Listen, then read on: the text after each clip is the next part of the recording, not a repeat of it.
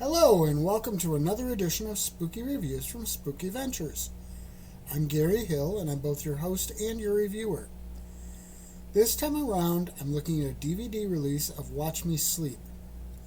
Now, part of my problem with this movie comes from the title and the description of the film.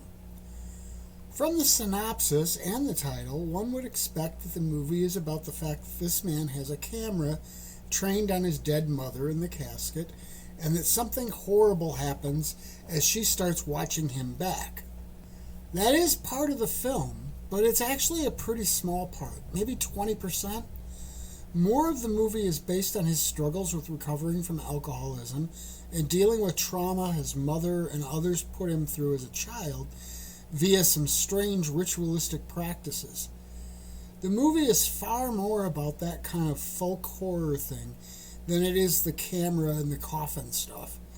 So if you step back from those things and just watch the movie for what it is, rather than what it's sold as, it is more effective.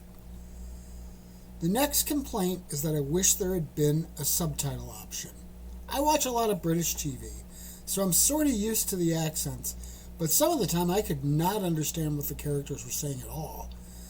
And I think my final issue is that there's a real dreamlike aspect to this with things that you don't quite know whether they're actually happening or not, and that makes the story a little hard to grasp at times.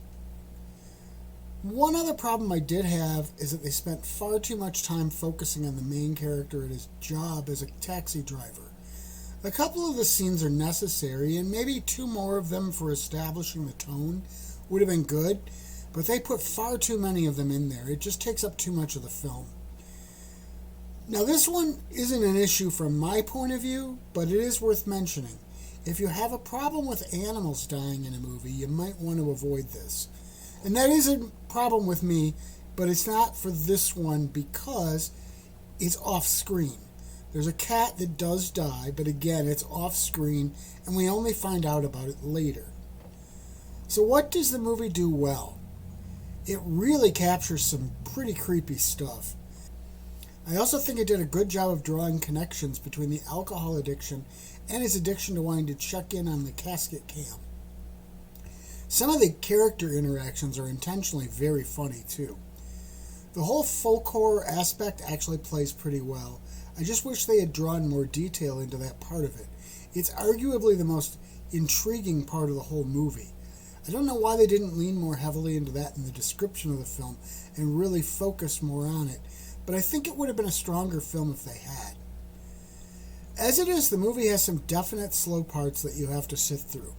However, there are enough creepy things sprinkled throughout that it's not the endurance game that some films are. I'm not in love with this movie, but I do think it's worth watching. Just ignore the synopsis and title when you do, and dig in to let the movie tell you what it is. The only bonus features on here are an image gallery and some trailers. Still, people don't usually watch bonus features over and over like they do the main movie. They are all just the icing on the cake. Spooky Ventures is the home for spooky content and spooky merchandise on the web. Check it out today at spookyventures.com. And remember, always keep it spooky.